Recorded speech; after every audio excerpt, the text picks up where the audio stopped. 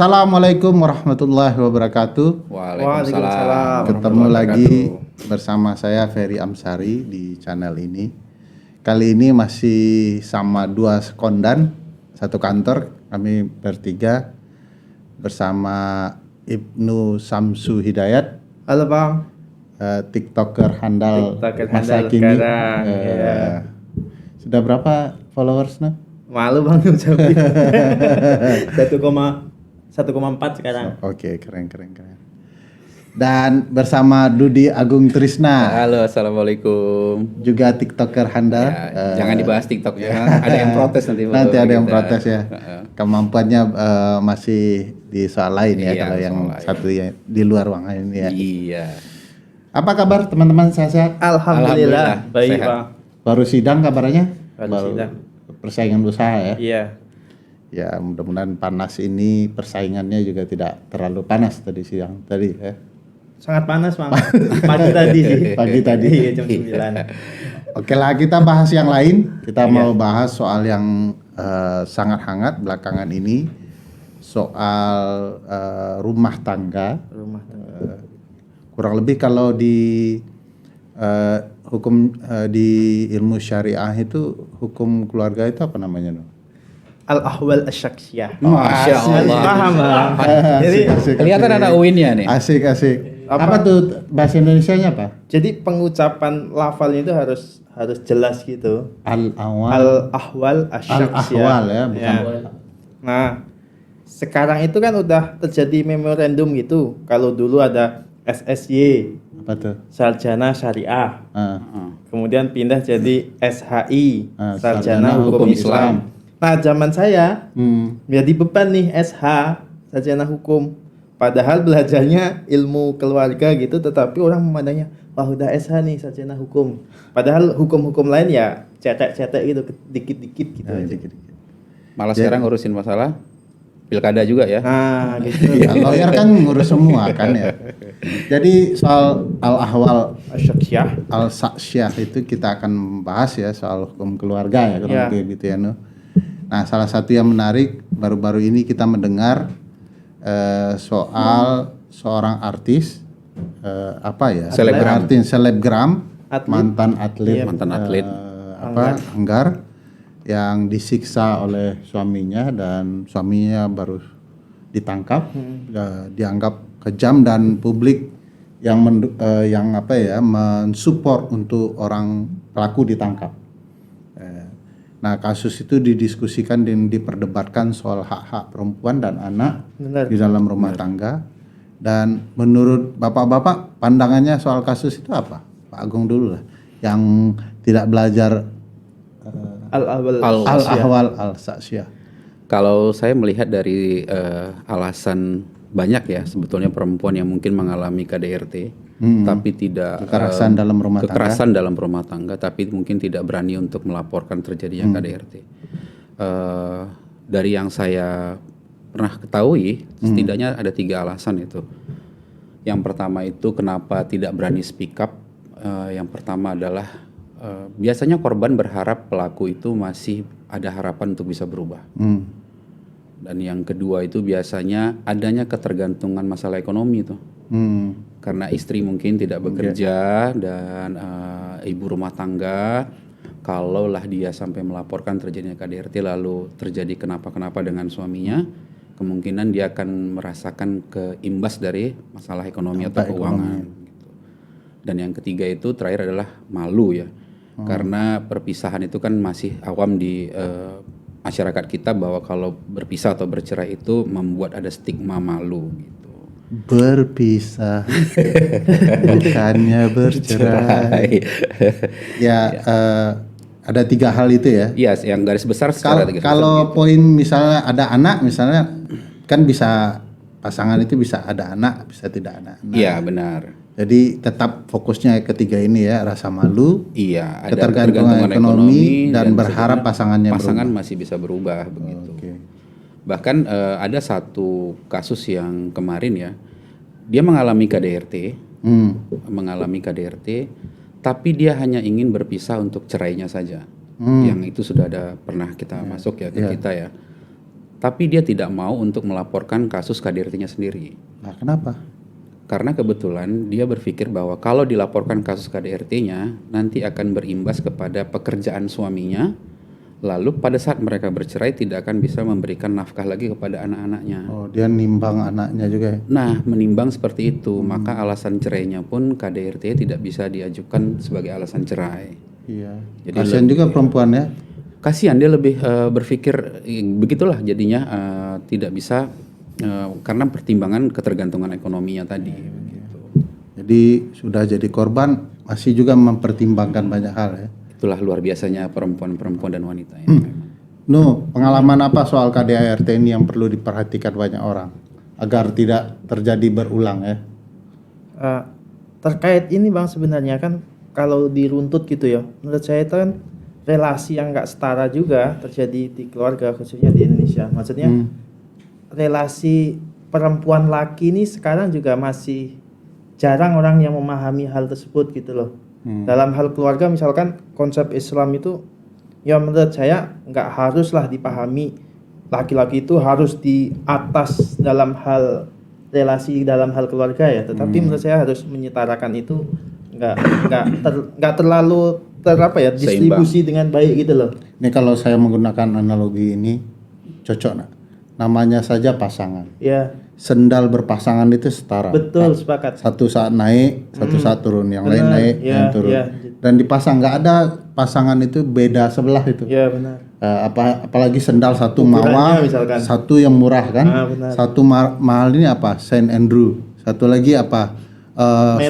Swallow. Meli. Kan nggak mungkin orang pakai sebelah kan? Di bawah Swallow ada Meli namanya. Mungkin itu buatan Malang aja itu. Nah, gitu loh Bang. Jadi relasi yang nggak setara tadi yang menimbulkan KDRT misalkan di rumah. Selain itu juga faktor misalkan kerja gitu Bang. Tuntutan kerja tinggi di kantor, gaji nggak seimbang, sehingga ya di rumah akhirnya melakukan hal-hal yang demikian. Oh, ada juga berarti kalau istrinya gajinya lebih tinggi, dia lebih rendah, Nah, terus gitu-gitu misalkan. menimbulkan konflik. Relasi yang kadang nggak setara, kemudian beban kerja di kantor dibawa ke rumah tangga, sehingga menurut saya ya dalam hal proses perkawinan ya emosi itu udah saling bertemu antara pasangan tadi. Memang tabiat dia juga ya. Ya kali selain tabiat dari awal ya. Kemudian yang sering luput itu kan selalu jarang ya Bang, laki-laki menjadi korban gitu. Nah, yang sering terjadi kan perempuan sebagai korban. Nah, yang jadi persoalan itu kan KDRT terjadi tindak pidana, ya cukup mereka dipenjara gitu. Tetapi kan efek jera dan kemudian pemulihan bagi korban itu kan juga kadang dilupakan gitu. Harusnya negara juga hadir dong dalam hal pemulihan misalkan psikisnya si perempuan atau ganti kerugian atas cacatnya si perempuan misalkan sampai cacat. Ya, itu menarik Jadi negara ikut mempertimbangkan kalau ada korban dari kekerasan dalam rumah tangga untuk menjaga misalnya perempuan dan anaknya. Benar. Jadi kalau suaminya selama ini adalah faktor utama ekonomi, negara itu ikut hadir tuh kalau suaminya harus masuk penjara, dia harus menanggung kan. Jangan penjudi dan keluarganya saja ya, judi online yang ditanggung oleh negara. Pak Muhajir, kasus ini didengar dong. Harusnya kemarin itu kalau kasus ini mungkin semua orang setuju ya. Benar. Nah kemudian kedua peran LPSK itu harus ada Bang, kan sebenarnya LPSK bisa memberikan restitusi kan terkait dengan korban beberapa tindak pidana. Salah satunya itu adalah korban KDRT dan anak kan. Nah saya membayangkan kalau misalkan sudah ada skema yang pasti terkait dengan ganti rugi ini, menurut saya sangat bagus peran LPSK. Kan sekarang ini restitusi kayaknya masih menjadi PR bersama ya Bang. Kayak Mario Dandi yang di mana itu Jaksel itu hanya dapat berapa tuh Rubicon 1 atau berapa tuh ganti ruginya itu, padahal nggak sebanding dengan biaya pemulihannya si korban. Jadi ada hal yang dipertimbangkan juga, si korban juga dipertimbangkan peran negara. Nah pertanyaan sekarang, anak kan juga korban nih biasanya. Nah siapa yang harusnya paling bertanggung jawab?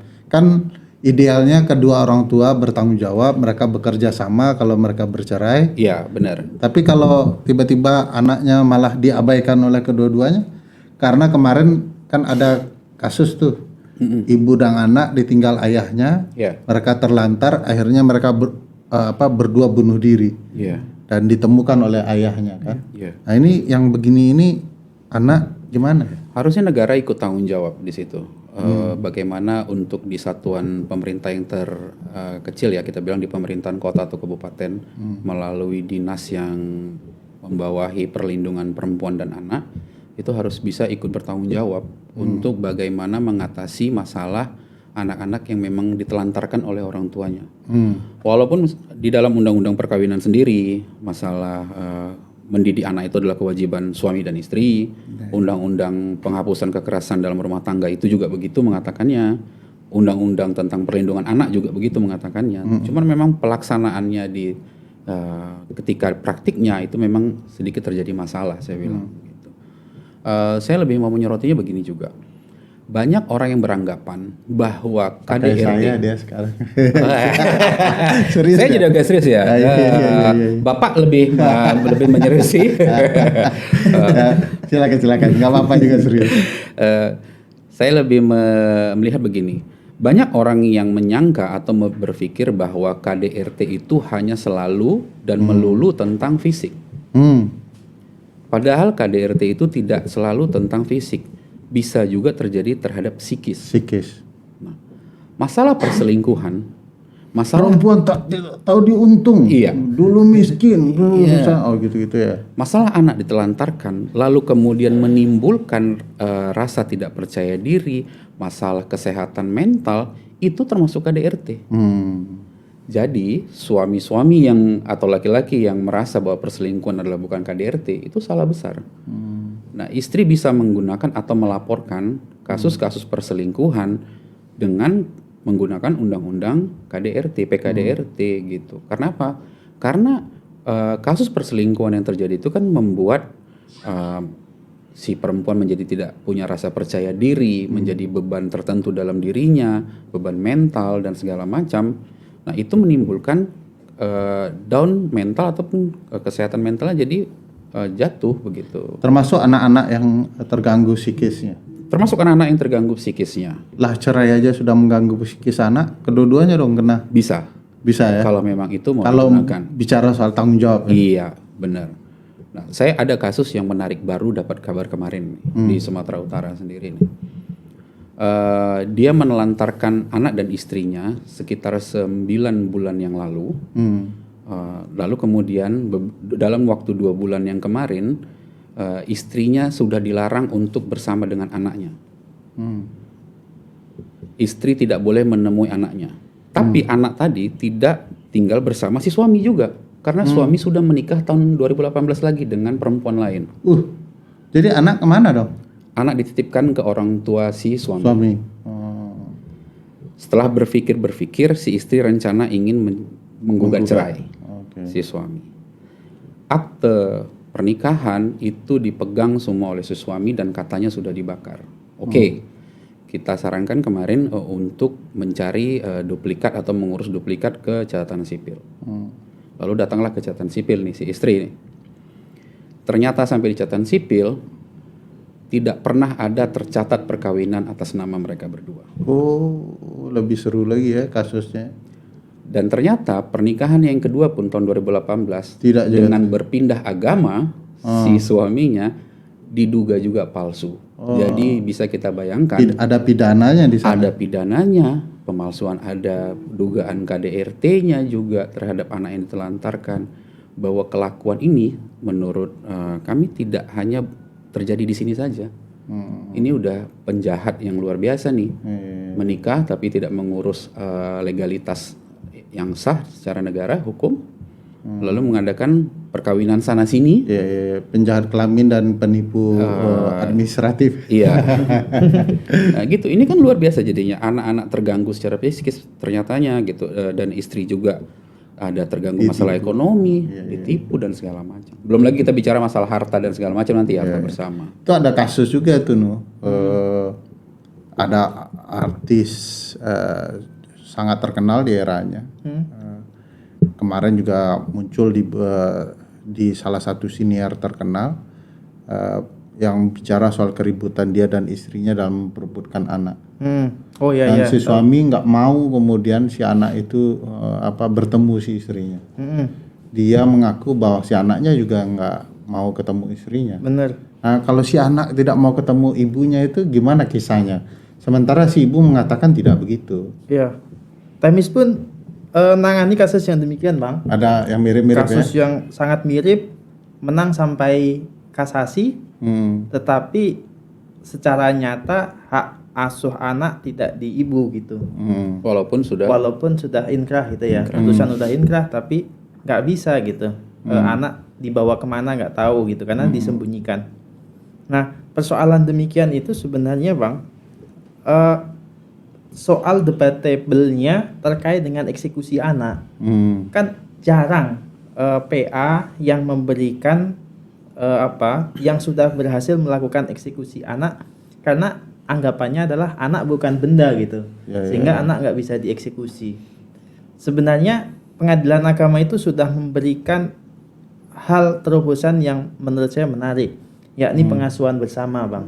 Jadi walaupun hak asuh itu jatuh di salah satu pihak, tapi dicantumkan di situ harus dengan memberikan akses seluas-luasnya bagi si orang yang dianggap kalah tadi untuk tetap bisa merawat gitu. Nah, kembali ke konsep di kasus kita di awal berkaitan dengan pengasuhan bersama ini. Nah, kan si suami udah ditangkap nih, mau menjalani proses hukum. Nah, setelah keluar nanti, apakah tetap berlaku konsep pengasuhan bersama bagi dia? Padahal dia sangat brutal tuh. Nah, terkait dengan soal brutalitas itu kan menurut saya nggak bisa dipisahkan, Bang. Tapi maksudku suatu bapak ya tetap dia adalah seorang bapak kandung yang terhadap anak gitu. Tapi juga harus dilihat kalau misalkan nggak bisa udah ada kajiannya atau sudah ada rekam jejaknya terkait dengan kekerasan terhadap anak gitu ya. Yang menurut saya akses terhadap bapaknya nggak perlu diberikan. Tapi kalau misalkan dia narapidananya itu, tersangkanya itu kasus lain gitu dan kemudian dia pengen bertemu anak, menurut saya juga harus bertemu dong gitu. Tapi kalau misalkan kalau misalkan dia memang terbukti kekerasannya itu terhadap anak dan kemudian sudah ada asesmen misalkan dari lembaga perlindungan anak atau psikologis anak bahwa ada traumatik terhadap si bapaknya, ya jangan ketemu. Dan alasan yang sama, kalau misalkan bapaknya itu melarang, alasannya anaknya nggak mau bertemu ibu karena si anak trauma terhadap ibu, ya silahkan buktikan gitu. Dibuktikan secara ilmiah gitu, karena ada asesmennya kan. Persis dengan kasus yang kita tangani di Temis, nggak ada asesmen yang menunjukkan bahwa ada traumatik dengan si ibu gitu. Jangan-jangan anaknya aja disuplai informasi ya. Betul. Sehingga siapa yang sering bertemu di situ, itulah yang akan menjadi pemenang dalam hal membuat narasi tadi, Bang. Apalagi anak-anak. Dia dikasih masuk informasi tertumbuh informasinya. Benar. Nah, apalagi kasus-kasus yang menarik terkait yang berkaitan dengan KDART dan perceraian ini. Nah, terkait dengan KDRT itu adalah ya satu, cukup dengan proses pidananya saja tanpa si perempuan itu menempuh satu ganti kerugian, entah restitusi di LPSK meminta restitusi atau menggugat perdata terhadap si mantan suami. Karena menurut saya ini ada kerugian secara material maupun immaterial terhadap si istri gitu, Bang, si korban sebagai korban. Satu, materialnya harus proses penyembuhan, kemudian pengobatan dan lain-lain, atau misalkan gaji selama pemberian ekonomi ya, karena dia juga perlu ekonomi selama bertahun-tahun itu nggak diberikan gitu misalkan. Contoh nih, ada TKW di Sumut ya kalau nggak salah, di Sumatera. Di Jawa. Oh, itu di Jawa. Iya, di Jawa. Yang kemarin yang dia memberikan duit ke suami. Iya. Oh, di Jawa. Itu kan selama 4,5 terlalu banyak kasus kayak. Iya, jangan di Sumut terus semuanya masalahnya gitu. Kita udah cukup banyak masalah di Sumut. 4,5 tahun itu dia memberikan uang dari mengirim uang dari Tiongkok dari Hong Kong dari Hong Kong. untuk misalkan untuk kebutuhan ekonomi gitu. Selama diberikan ternyata untuk berfoya-foya. Si suami itu malah foya-foya gitu. Dilihat selama 4,5 tahun nggak dapat apa-apa.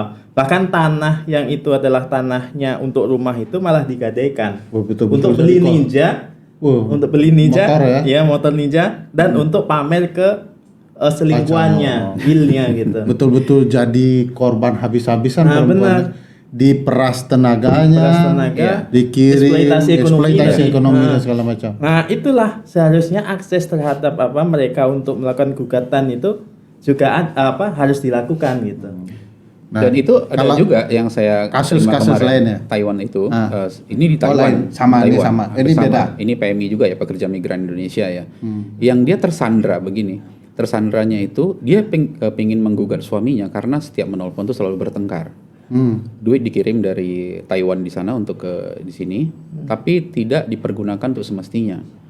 Semestinya itu gimana? Untuk kebutuhan anak sekolah, untuk rumah dan segala macam. Karena suaminya di sini tuh tidak bekerja gitu. Nah, tetapi yang selalu dia pikirkan dari Taiwan sana adalah kalau saya ceraikan suami saya, lalu bagaimana nasib anak saya? Nah, itu kan yang menjadi Sementara dia jauh, dia gitu. jauh di sana, dia tidak bisa berdaya kan membuat apapun di sana. Itu super dilematis tuh ya. Sangat dilematis. Dia sudah pengen pisah, tapi kalau pisah anak saya bagaimana Pak? Kan gitu. Kalau dia harus ikut sama suami saya, nanti kan saya harus ngirim duit juga Pak untuk anak saya. Takutnya nggak nyampe sama anak saya. Itu Habis nanti dengan suami. Kementerian soal perempuan dan anak, dinas perempuan dan anak itu Itu gimana? pasti banyak terjadi kasus seperti Dan di itu. Kabupaten Malang, Bang, saya baca sosial media, mayoritas yang mengajukan cerai ke pengadilan Kepanjen di Kabupaten Malang itu adalah PMI. Dan alasannya adalah selingkuhnya si suami di gitu. sini gitu ya. Dan saya membayangkan, Bang, mereka ini sebagai tulang punggung keluarga gitu ya. Tetapi di dalam rumah tangganya malah dieksploitasi secara ekonomi tadi. Jadi banyak juga problematika pekerja migran dengan kaitan dengan rumah tangga ya. Iya. Benar. Tidak saja berhadapan dengan masalah hukum di sana atau masalah perizinan, bahkan dengan masalah pribadi dia di sini juga dengan suaminya. Dengan Padahal anak-anak. katanya tulang punggung devisa negara, tapi negara nggak ada ya. Abai, Bang. Abai terhadap Negara Ya, gitu. sibuk ngurus IKN karena lebih penting katanya. Tapi saya pikir gini lah. Yang berani singgung-singgung IKN. IKN ya. Cut Intan Nabila ini harusnya menjadi momentum ya. Oh, kasus Cut Intan Cut Nabila. Intan Nabila ini menjadi momentum satu kepada para perempuan juga untuk berani speak up. Karena Cut Intan sendiri kan memendam nih selama 5 tahun.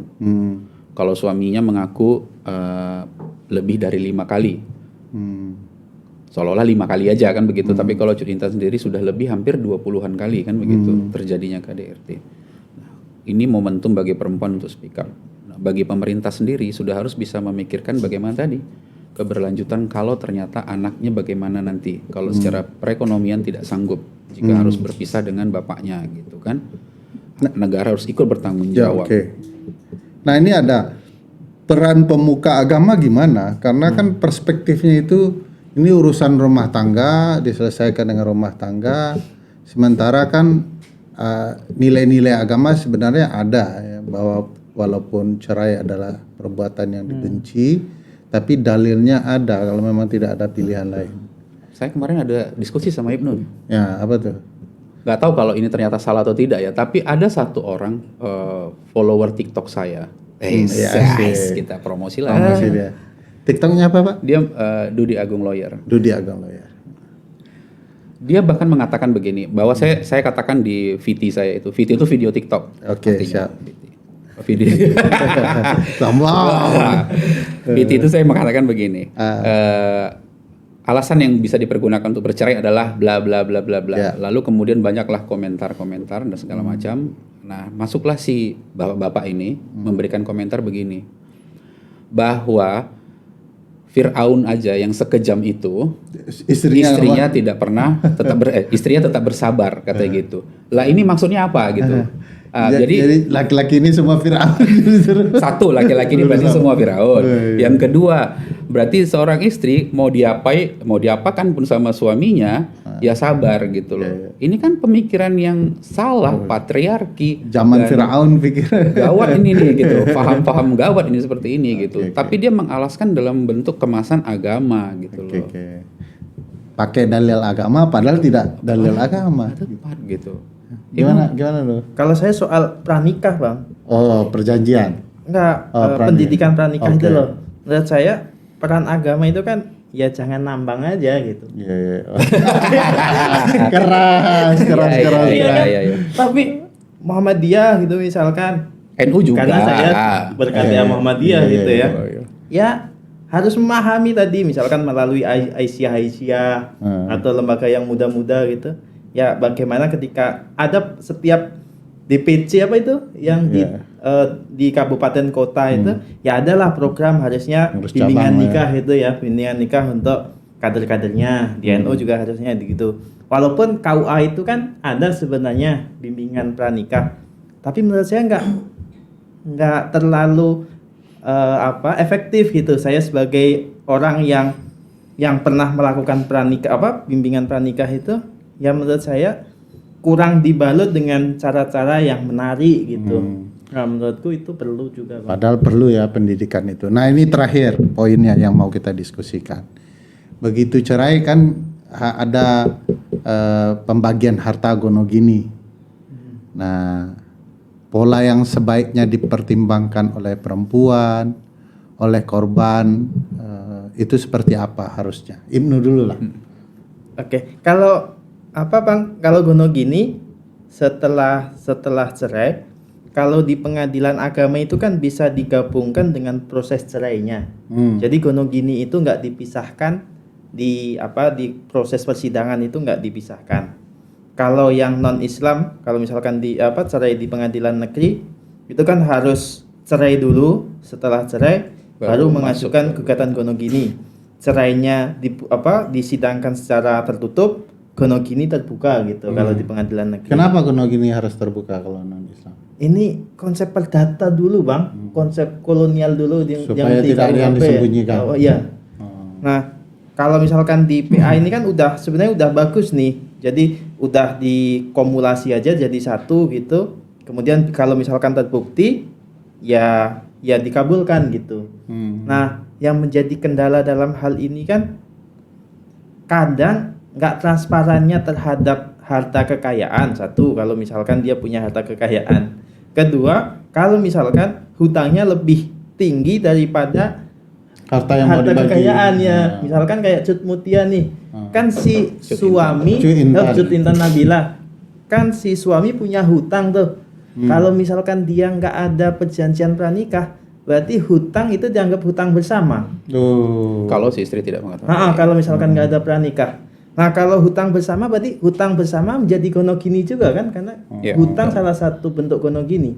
Nah, kalau harta kekayaannya tadi mau dibagi dua, ternyata hutangnya tinggi, perempuan juga nggak akan dapat kan, karena masih tersandra hutang tadi. Dia terlilit utang, masalah ekonomi baru. Iya, ekonomi baru. Nah, ada juga yang menarik itu, perempuan kadang-kadang tidak mengetahui harta si laki-laki ini di mana saja. Begitu gonogini dibagi, harta itu tidak diketahui di mana, sehingga dia masih tidak bisa mengakses, tidak bisa menguasai, walaupun itu pembagian dia. Gimana cara solusinya? Harusnya ini terbuka juga pada saat kita bilang lah, pada saat pembelian tersebut kan memang tidak diketahui oleh si istri. Tapi kalau si suami seandainya ingin melakukan jual beli, meskipun pada saat sudah bercerai, harusnya kan baik itu notaris yang akan melakukan jual beli ataupun BPN yang akan melakukan jual beli, harusnya kan cek dan klarifikasi dulu. Harta tersebut didapat apakah pada saat pernikahan atau setelah mereka bercerai. Oke. Jadi mau tidak mau kalau memang itu sebelum bercerai, maka istri harus ikut tanggung jawab. Kalau BPN dan notarisnya pura-pura nggak tahu, itu yang mungkin banyak terjadi gitu. pidana nggak itu ya? Pidana seharusnya, karena memberitakan yang tidak benar kan gitu, memberikan keterangan tidak benar. Apalagi yang mau disampaikan oleh bapak-bapak? Kasus tadi persis, Bang. Kasus yang ada di Tangerang itu ya. Ternyata list kekayaan si suami gitu banyak sekali. Ternyata yang dibagi hanya 5 biji saja gitu loh. Nah, ini kan menjadi hal yang ditanyakan ketika proses jual beli tadi, padahal dia hidup selama 14 tahun gitu ya. Dan tiba-tiba si suaminya ternyata banyak harta di mana-mana gitu. Nah ini kan menjadi kecolongan juga, si perempuan nggak tahu dia ternyata suaminya udah beli aset di mana-mana tanpa sepengetahuan istri, dan ketika cerai ya kecolongan si istrinya. Nah menurut saya ketelitian tadi harusnya kan kalau jual beli ya, karena ini masih pasangan ya Bang, harus masih dikonfirmasi ini adalah jual beli dari pasangan ini gitu. Ada satu yang lebih menarik juga terhadap surat edaran Mahkamah Agung yang menyatakan bahwa terhadap harta bersama yang masih memiliki pinjaman kepada pihak lain atau hutang di bank, itu tidak bisa dilakukan gugatan harta bersama. Artinya? Kaitannya, kalau seandainya tidak bisa dilakukan gugatan harta bersama, akan menjadi bingung kita nantinya siapa yang akan bertanggung jawab untuk membayar hutangnya juga. Oke. Contoh misalnya pada saat menikah kan beli KPR nih. Pada saat mereka bercerai, ini mau dibagi nih, tapi nggak bisa diajukan gugatan bersama, harta bersama, karena kenapa? masih sedang dalam hutang di bank. Oke, sedang Karena jalan ya. terikat dengan hak tanggungan. Tapi alangkah lebih baiknya SEMA ini harusnya diubah atau mengadopsi seperti ini, bahwa rumah tersebut memang tidak bisa dilakukan eksekusi karena memang masih terikat dengan jaminan hak tanggungan di bank. Tapi harus bisa dibagi porsi pembayaran angsurannya. Supaya adil. Supaya adil, ketika kredit lunas dan itu aset dijual, maka terbagi juga porsi bagi masing-masing mantan istri dan mantan suami. Artinya kalau suaminya bekerja, porsi yang lebih besar kepada suami. Iya, itu satu yang lebih sisi kecil lagi yang kepada lain. istri, ya, Tapi ini terhadap aset-aset yang memang sedang dalam agunan di bank. Ya. Harusnya tetap bisa dilakukan gugatan harta bersama, Ya. walaupun tidak dieksekusi langsung pada saat itu. Gitu. Baik. Nah, kalau seandainya ada teman-teman yang mendengarkan channel ini perlu mengadu, kemana mengadu ke teman-teman berdua? Ke Temis Indonesia. Temis Indonesia, ada emailnya temis.keadilan@gmail.com. Jalan Durian Raya nomor 199 Jagakarsa. IG-nya apa? Temis.Indonesia. Oke. Kayaknya cukup untuk orang bisa searching ya. Ya. Terima kasih Terima teman-teman. kasih Bang. Terima Assalamualaikum warahmatullahi wabarakatuh. Waalaikumsalam. Waalaikumsalam.